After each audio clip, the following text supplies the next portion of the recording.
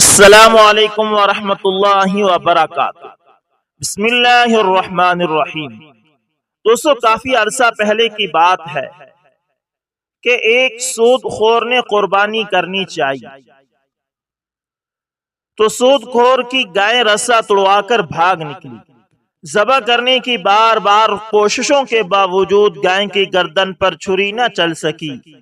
College road Daska کے مشہور زبانہ تاجر نے عید قربان کے موقع پر قربانی کی خاطر 50,000 روپے مالیت کی قیمتی گائے خریدی، اور قربانی کی خاطر جب ذبح کرنے کے لیے قصائی نے گائے کی چاروں ٹانگیں کھلے میدان میں باندھ کر ذبح کرنے کی نیت کی تو گائے رسا توڑوا کر فوراً بھاگ نکلی۔ اس علاقے کے لوگوں نے دوبارہ ذبح کرنے کے لیے پکڑا اور پھر باندھا، اور قصائی نے جو ہی گائے کی گردن پر چھری چلائی تو قدرے زور لگانے کے باوجود بھی نہ چل سکی، حتیٰ کہ گائے کی گردن سے رتی بھر خون بھی نہ نکلا، اور ایک غیبانہ آواز آئی کہ سود حرام ہے اور ناجائز سود کی قربانی نہیں ہو سکتی۔ اس آواز کا سننا تھا کہ قصائی اور کے ساتھی اور دیگر قریب کھڑے لوگ دم دبا کر بھاگ نکلے، اور گائے بھی موقع سے غائب ہو گئی۔ اس واقعے کو سن کر لوگوں نے توبہ کی، اور سود خور عمران شریف نے اعلانیہ اپنے گناہوں کا سینکڑوں لوگوں کی موجودگی میں اعتراف کیا اور اس کی اللہ تعالیٰ سے معافی مانگی۔ اس منظر کو دیکھنے والے کئی لوگ بھی معافی مانگنے لگے۔ اس دوران عمران شریف نے کالے روڈ پر لوگوں کے سامنے آہو بکا کی، ناک کی لکیریں نکالی اور کہا کہ اے اللہ مجھے بخش دے، بے شک تو بڑا رحیم ہے۔ اسی دوران ڈسکا کے سینکڑوں لوگوں کی موجودگی میں وہی گائے دوبارہ اچانک بھاگتی ہوئی ان کے سامنے آ گئی، جس کو دیکھ کر لوگ ورطہ حیرت میں مبتلا ہو گئے اور سمجھ لیا کہ خداوند کریم نے عمران شریف کی توبہ قبول کر لی ہے۔ دوبارہ قصائی بلوایا گیا اور قربانی کی گئی، جس کا سارا گوشت عمران شریف نے غریبوں میں تقسیم کر دیا۔ اس واقعے کی خبر دور دراز لوگوں میں جنگل کی آگ کی طرح پھیل گئی۔ اللہ اکبر۔ دوستو، ایک مرتبہ حضرت ام سلمہ رضی اللہ تعالی عنہ کے پاس کہیں سے گوشت آیا، اور جناب نبی کریم صلی اللہ علیہ وسلم کو گوشت بہت پسند تھا۔ اس لیے حضرت ام رضی اللہ تعالی عنہ نے خادمہ سے فرمایا کہ یہ گوشت کمرے میں رکھ دیں، شاید آپ صلی اللہ علیہ وسلم نوش فرمائیں۔ اس نے اندر رکھ دیا۔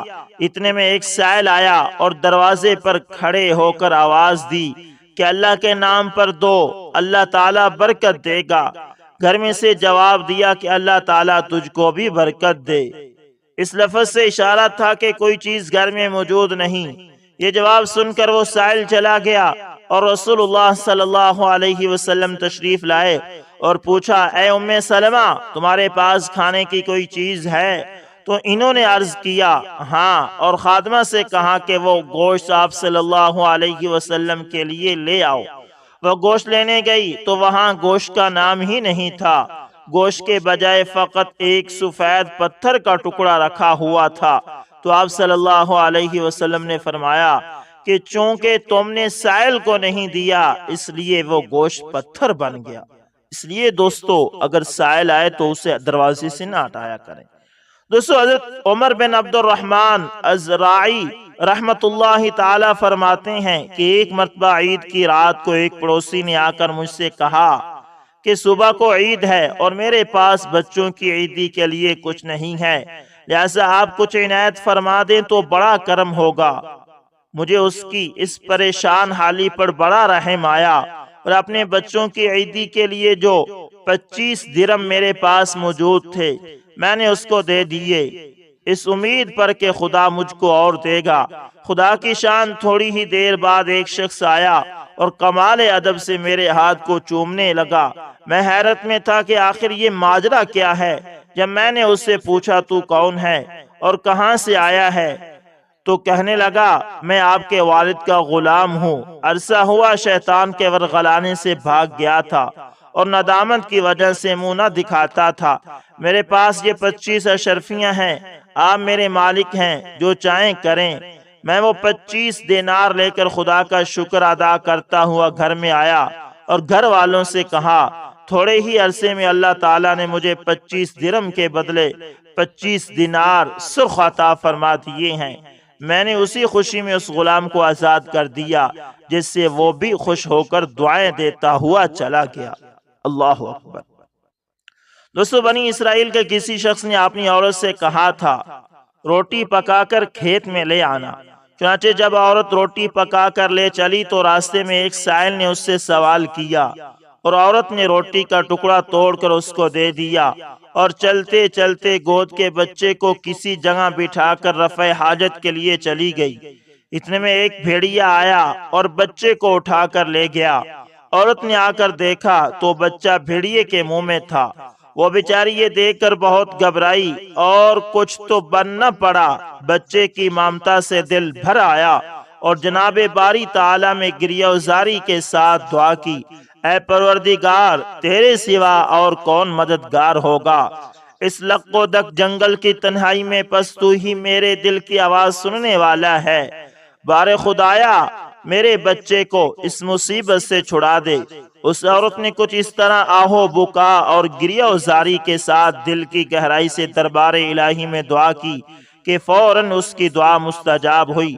اچانک ایک بڑا جانور نمودار ہوا اور بھیڑیے کی گردن پکڑ کر اس کے سامنے لا کھڑا کیا اور گویا ہوا کہ اے عورت، تیرے اس ایک نوالے ٹکڑے نے جو تو نے سائل کو دیا تھا، تیرے اس بچے کو بھیڑیے کے منہ کا لقمہ بننے سے بچا لیا۔ چنانچہ اس عورت نے دیکھا تو اس کا بچہ بالکل صحیح و سالم تھا۔ یہ دیکھ کر اس عورت نے اطمینان کا سانس لیا اور خدا کا شکر ادا کیا۔ اللہ اکبر، اللہ اکبر۔ دوستو، اس لیے اصل چیز صدقہ ہے، جتنا ہو سکے اللہ کے راہ میں خرچ کیا کریں۔ دوستو، اموی خلیفہ یزید بن عبد المالک نے عمر بن حبیرہ کو خراسان و عراق کی گورنری پر مامور کیا تو اس نے خواجہ حسن بصری، ابن سیرین اور امام شافعی رحمت اللہ تعالی کو بلا کر ان سے سوال کیا کہ یزید خدا کا خلیفہ ہے، خدا نے اس کو اپنے بندوں پر اپنا نائب بنایا ہے اور ان سے اس کی اطاعت اور ہم یعنی حکام سے اس کے احکام کی تعمیل کا وعدہ لیا ہے۔ آپ لوگوں کو علم ہے کہ اس نے ہم کو عراق و خراسان کا حاکم بنایا ہے اور ہمارے پاس اپنے احکام بھیجتا ہے۔ میرا فرض ہے کہ میں اس کے احکام کی تعمیل کروں۔ آپ کی اس بارے میں کیا رائے ہے؟ ابن سیرین اور امام شافعی نے دو معنی جواب دیا۔ جب خواجہ حسن بصری کی باری آئی تو انہوں نے صاف صاف فرمایا، ابن حبیرہ، تو یزید کے معاملے میں اللہ سے خوف کر اور اللہ کے معاملے میں یزید سے مت ڈر۔ اللہ تعالیٰ تجھ کو یزید سے بچا سکتا ہے، لیکن یزید تجھ کو اللہ تعالیٰ کی گرفت سے نہیں بچا سکتا۔ وہ زمانہ آنے والا ہے کہ اللہ تعالیٰ تیرے پاس ایک فرشتہ بھیجے گا، وہ تجھ کو تیرے تخت سے اتار کر اور تیرے وسیع محل سے نکال کر ایک تنگ قبر میں ڈال دے گا۔ اس وقت تیرے عمل کے سوا کوئی شے تیرے کام نہ آئے گی۔ اللہ تعالیٰ نے بادشاہ اور حکومت کو اپنے دین اور اپنے بندوں کی امداد کے لیے بنایا ہے۔ تم خدا کی دی ہوئی حکومت کے ذریعے اس کے دین اور بندوں پر سوار نہ ہو جاؤ۔ خدا نہیں چاہتا کہ اس کے بندے اس کی مخلوق کے سامنے اظہار عبودیت کریں۔ اللہ اکبر۔ ایسے ہوتے تھے ہمارے علماء جو کسی سے نہیں ڈرتے تھے۔ دوستو، حضرت خواجہ حسن بصری رحمت اللہ تعالی پر خوف خدا کا اس قدر غلبہ تھا کہ ہر وقت لرزاں و ترساں رہتے تھے۔ ان کے ایک ہم عصر تابعی حضرت یونس بن عبید کا بیان ہے کہ جب حضرت حسن بصری آتے تھے تو ایسا معلوم ہوتا تھا گویا اپنے کسی قریبی عزیز کو دفن کر کے آ رہے ہیں، اور جب بیٹھتے تو معلوم ہوتا تھا کہ وہ ایک ایسے قیدی ہیں جس کے قتل کا حکم صادر ہو چکا ہے، اور جب ان کے سامنے دوزخ کا ذکر کیا جاتا تھا تو ان کے رونگٹے کھڑے ہو جاتے تھے اور ایسا معلوم ہوتا تھا کہ دوزخ صرف انہی کے لیے بنائی گئی ہے۔ یہی یونس بن عبید کہتے ہیں کہ خواجہ حسن بصری کو کبھی کسی نے ہنستے نہیں دیکھا۔ وہ فرمایا کرتے تھے کہ مومن کی ہنسی قلب کی غفلت کا نتیجہ ہے، زیادہ ہنسنے سے دل مردہ ہو جاتا ہے۔ خواجہ حسن بصری جب قرآن پڑھتے تاثر سے ان کی آنکھوں سے آنسوں کا سیلاب جاری ہو جاتا تھا۔ اللہ اکبر۔ دوستو، حضرت خواجہ حسن بصری کو ایک دفعہ خبر پہنچی کہ فلاں آدمی نے آپ کی غیبت کی ہے۔ آپ نے کھجوروں کا ایک طبق اس کے پاس بطور ہدیہ بھیجا اور ساتھ ہی یہ پیغام دیا کہ مجھ کو یہ خبر پہنچی ہے کہ آپ نے اپنی نیکیاں میرے نامہ اعمال میں منتقل کر دی ہیں۔ اس احسان کا بدلہ دینے کی مجھ میں استطاعت نہیں ہے، اس لیے صرف یہ کھجوریں نظر کرنے پر اکتفا کرتا ہوں۔ اللہ اکبر، اللہ اکبر۔ اللہ تعالی ہمیں غیبت سے بچنے کی توفیق عطا فرمائے۔ دوستو، غیبت بہت بڑا گناہ ہے، اللہ تعالی اس سے بچائے۔ دوستو، مولانا عبد القدوس خان قارن مد ذلو لکھتے ہیں کہ حضرت امام اہل سنت مولانا سرفراز خان صفدر رحمت اللہ تعالی کا معمول تھا کہ جمعے کی نماز سے فراغت کے بعد آپ آس پاس کے دیہات سے آنے والے لوگوں کو اپنے گھر میں بلا لیتے تھے۔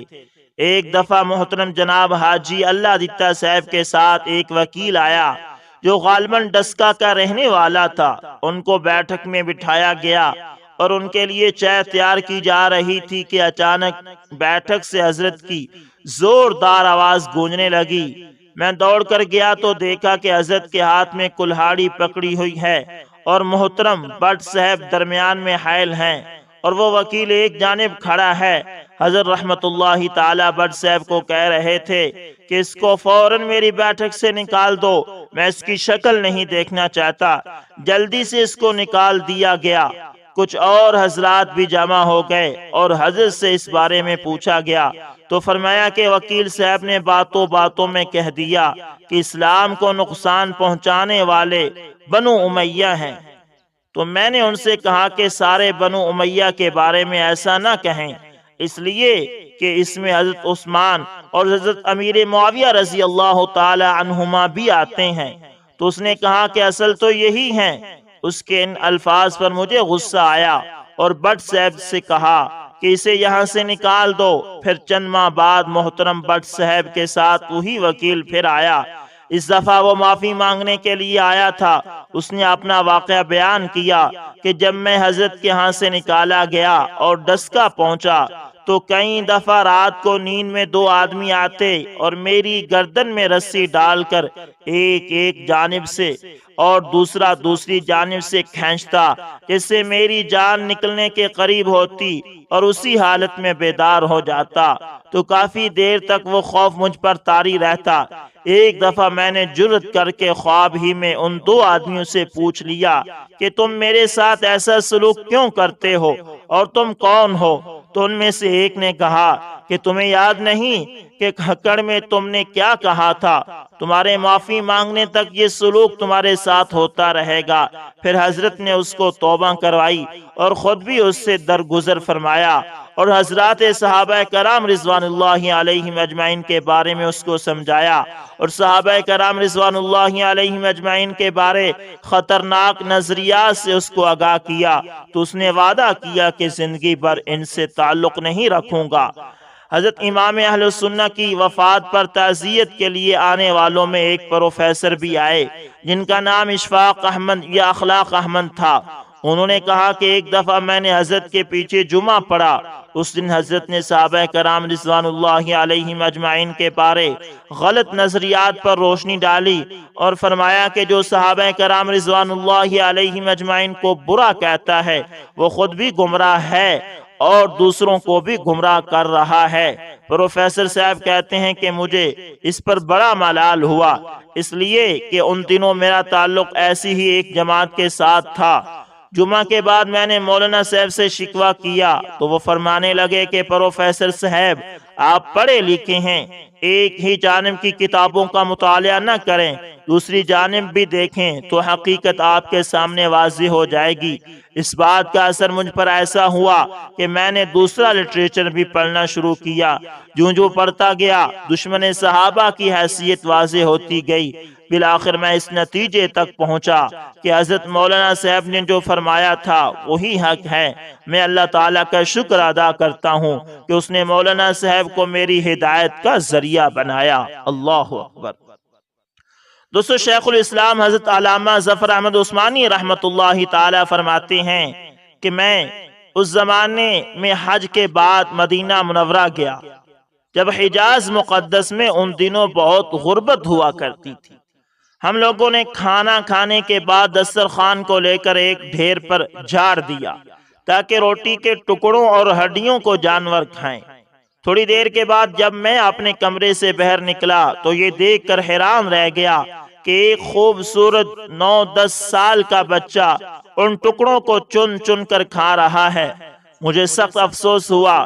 میں بچے کو لے کر قیام گاہ میں آیا اور اسے پیٹ بھر کے کھانا کھلایا، کیونکہ میں ایسی بستی کے شہر میں تھا جو غریبوں کا والی اور غلاموں کا مولا تھا۔ میرے اس برتاؤ سے بچہ بے حد متاثر ہوا۔ میں نے چلتے وقت اس سے پوچھا کہ بیٹے، تمہارے والد کیا کام کرتے ہیں؟ اس نے کہا کہ میں یتیم ہوں۔ میں نے کہا کہ بیٹا، میرے ساتھ ہندوستان چلو گے، وہاں تم کو اچھے اچھے کھانے کھلاؤں گا، عمدہ عمدہ کپڑے پہناؤں گا، اپنے مدرسے میں تعلیم دوں گا۔ جب تم عالم فاضل بن جاؤ گے تو میں خود تم کو یہاں لے کر آؤں گا اور تمہیں تمہاری والدہ کے سپرد کر دوں گا۔ تم جاؤ، اب اپنی والدہ سے اجازت لے کر آؤ۔ لڑکا بہت خوش ہوا اور اچھلتا کودتا اپنی والدہ کے پاس واپس گیا۔ وہ بیچاری بیوہ دوسرے بچوں کے اخراجات سے پریشان تھی۔ اس نے فوراً ہی اجازت دے دی۔ بچہ فوراً واپس آ گیا اور مولانا صاحب کو بتایا کہ میں آپ کے ساتھ جاؤں گا، میری ماں نے اجازت دے دی ہے۔ پھر پوچھنے لگا کہ وہاں چنے ملتے ہیں؟ مولانا عثمانی صاحب نے بتایا کہ یہ ساری چیزیں وافر مقدار میں ملتی ہیں۔ مولانا صاحب کا بیان ہے کہ میری انگلی پکڑے پکڑے مسجد نبوی صلی اللہ علیہ وسلم میں وہ میرے ساتھ آیا اور ٹھٹک کر رہ گیا۔ سرکار دو عالم صلی اللہ علیہ وسلم کے روضہ مبارک کو دیکھا اور مسجد کے دروازے کو، اور پھر پوچھا، بابا کیا یہ دروازہ اور روضہ مبارک بھی وہاں ملے گا؟ میں نے کہا کہ بیٹا، اگر یہ وہاں مل جاتا تو میں یہاں کیوں آتا؟ لڑکے کے چہرے کا رنگ بدل گیا، میری انگلی چھوڑ دی اور بولا، بابا تم جاؤ، اگر یہ نہیں ملے گا تو میں ہرگز ہرگز اس دروازے کو چھوڑ کر نہیں جاؤں گا، بھوکا رہوں گا، پیاسا رہوں گا۔ اس دروازے کو دیکھ کر میں اپنی بھوک پیاس بجھاتا رہوں گا جس طرح آج تک بجھاتا رہا ہوں۔ یہ کہہ کر بچہ رونے لگا اور اس کے عشق کو دیکھ کر میں بھی رونے لگ گیا۔ اللہ اکبر کبیرہ! کیا عشق تھا اس 9-10 سال کے بچے کا، اور ایک ہمارا عشق ہے کہ روز اپنے آقا محمد مصطفیٰ صلی اللہ علیہ وسلم کی سنتوں کا خون کرتے ہیں۔ آج ہم نام کے عاشق ہیں، بس باقی قربانی کرنے کو بالکل بھی تیار نہیں ہیں۔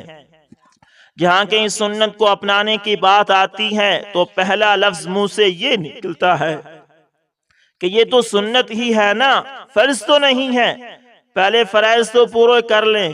اللہ اکبر کبیرہ!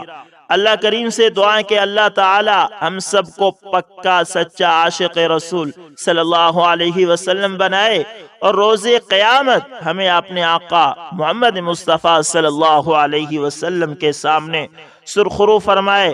آمین ثم آمین۔ وہ عرش کا چراغ، میں قدموں کی دھول ہوں، گواہ رہنا زندگی میں عاشق رسول ہوں، میں عاشق رسول ہوں۔